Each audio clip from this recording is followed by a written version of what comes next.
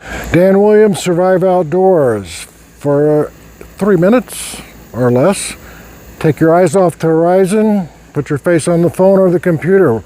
We're going to talk about almost a Stephen King kind of an issue, a brain-eating amoeba. So you've probably read about a few of these cases in the news. Why? Because it's dramatic. It can be scary when presented a certain way, especially by the media, and we freak out when we see that kind of stuff. A lot of people do. So brain-eating amoeba is called primary amoebic meningoencephalitis. Say that 3 times fast. And all that is an infection of the brain.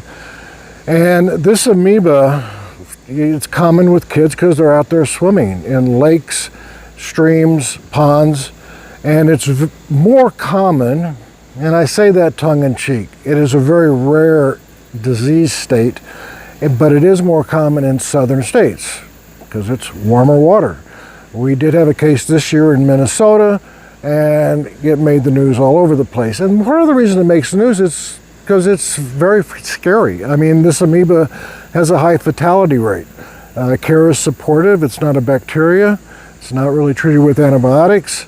The incubation period is about 1 to 9 days, average is 5 to 6.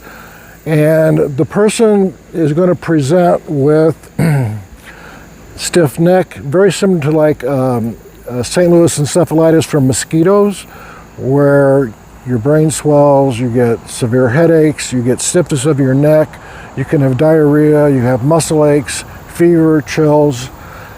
So, you know, when someone presents that way, you always want to check out the history of swimming. Have they been on any vacations or trips out of their area? That's important also. This doesn't just happen by swimming.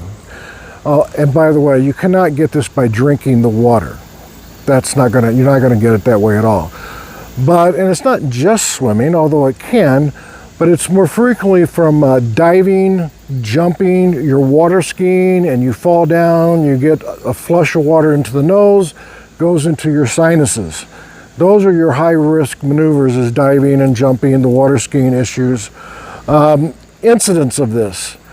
On average, about 3 cases a year.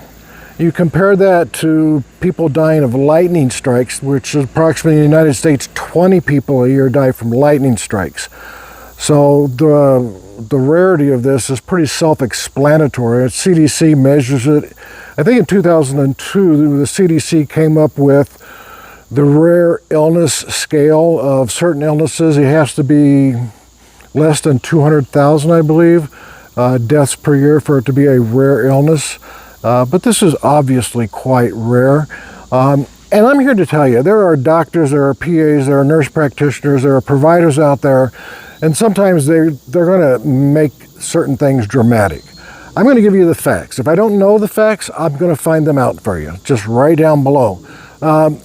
Yeah, caution. I mean, my gosh, I grew up swimming in these lakes, but with climate change, what's going to happen is that water is going to warm every year. Hot tubs, hot springs.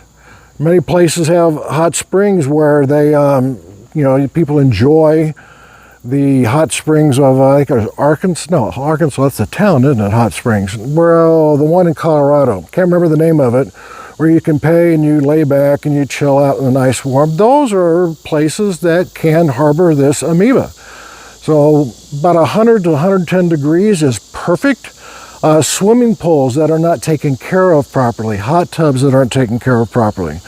Don't think I'll be jumping or diving in a hot tub though. So I want you to consider all these things and put them within reason, common sense. Enjoy your life, enjoy the outdoors, go out there, swim, have a good time, but use common sense. You know, that's really what it boils down to. And don't freak out. This is a pretty rare disease.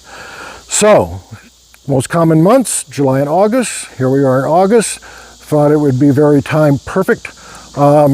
Any questions, write them down below. We're going to come up with another rare one in a few weeks.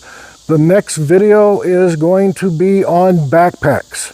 I'm getting some feedback on gear reviews, so we're going to target backpacks. How do you pick one out?